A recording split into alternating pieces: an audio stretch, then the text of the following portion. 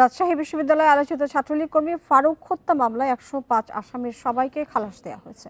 দুপুরে রাজশাহী মহানগর অতিরিক্ত আদালত ১-এর বিচারক মোহাম্মদ জুলফিকার উল্লাহ এই রায় ঘোষণা করেন।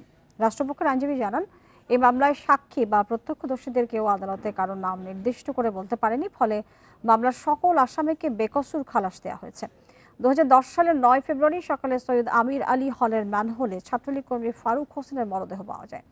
এ ঘটনায় বিশ্ববিদ্যালয়ের শাখা ছাত্রলীগের তৎকালীন সাধারণ সম্পাদক মাজিদুল ইসলাম অপু বাদী হয়ে ৩৫ জামায়াত শিবির নেতাকর্মীর নাম উল্লেখ করে অজ্ঞাত আরও ২৫ জনকে আসামি করে মামলা করেন।